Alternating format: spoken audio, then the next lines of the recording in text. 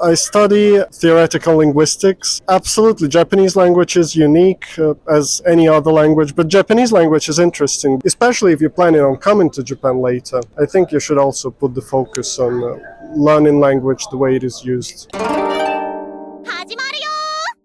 I ask you, where are you from? I'm from Ukraine. So you live here in Japan. How long do you live here? Around 5 years. I heard that you're waiting for a professor. Yeah. Can I ask you, what kind of professor? Well, I'm a PhD student at the university, and in my lab we have an international conference. Wow. Okay. That's going to take place next week. And a lot of people are coming from all around the world. And they all come to different airports. Some people come to Narita, some people come here. Well, I just have a task to meet a professor here. Can I ask you, which university you study here in Japan? Tokyo University. Oh, can I ask you, what do you study? I study theoretical linguistics and kind of computational linguistics, so language. How did you get into language? In my country, I kind of started studying Japanese. Then I came to Japan for the first time maybe 7-8 years ago to study in Waseda University, just an exchange student. There I took an interest in more theoretical rather than learning languages. So I decided to do PhD here. But is there anything that is unique for Japanese than other languages? Absolutely. Japanese language is unique as any other language, but Japanese language is interesting because it's kind of, it's not really related to any other languages. So for example, German would be related to Swedish a little bit, there would be some common words, but Japanese is really a language of its own, and it's also an island country, right? So that's why it's a very insular culture and very insular language, which makes it also interesting to study from a scientific point of view. I think you speak Japanese very well, right? Not very well, but... Can I ask you, what was difficult in that process? I would say on the one hand, in Japanese language, we use a lot of words from English. So a lot of words in katakana. So that could be an easy part. But the hardest part is, I think, the way the Japanese language is linked with culture. So, for example, there is a polite language and less polite language. There's many levels which really do not exist in many European languages. So I think that part in understanding how to talk and not be rude, right, when you don't want to be rude. A lot of foreigners, when they start studying Japanese, they can use the different form of polite language and not say, that would be considered rude. I think that's an interesting and unique part, which is...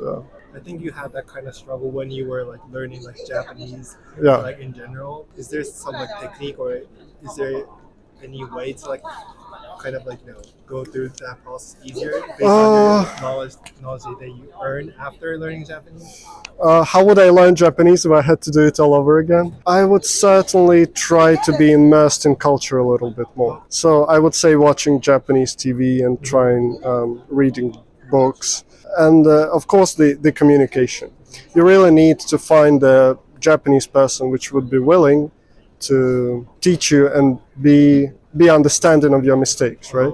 Because sometimes Japanese people are very polite and they wouldn't fix your mistakes, so they would just not react in any way. So you really need someone to establish this relationship with and let them fix all of your mistakes. Otherwise, be immersed in culture, listen to podcasts, watch some Japanese TV, try to go to the communities, and maybe read something about Japanese culture as well, and a lot of things that we have in Japan, because a lot of people are coming to Japan, especially international students, and they just don't have that onboarding process, right? And then all of the not good things can happen if you really don't know how to pay your taxes in Japan, or do the insurance, or pay the pension, and all those kind of things. Especially if you're planning on coming to Japan later, I think you should also put the focus on learning language the way it is used. The bad thing about textbooks is, and it's kind of inevitable, is that you use the Japanese to use in classroom, in an academic setting. So you would mostly only be learning polite language, and what you learn will be effective in an academic in a university, but in real life it's going to be a little bit harder, especially because the spoken Japanese is kind of different from what's written, right? Can I ask you a bit more about your life in Japan? You said you study in Waseda. I know you study in Tokyo University. Yeah. In Japan, there's this kind of stereotype that Tokyo University people are elites. Comparing to Waseda peoples, we have this kind of stereotype that they drink a lot, they actually get drunk and throw up in this kind of specific park called... Right, in Takadonobaba. Yeah, you know it. Okay, so Waseda is a private university, so it's not as research-oriented as Tokyo University, so the faculty-to-student ratio would be a little bit different in Waseda. But on the other hand, Waseda is much more international. So Waseda has the School of International Liberal Studies, and I think around 20% of all students in Waseda are international, and there's much fewer of them in Tokyo University. So Tokyo University is really about the research. As for the elite, I think maybe it extends to Japanese people. I don't know if foreigners studying in Tokyo University are perceived as elite. Personality of students. Okay.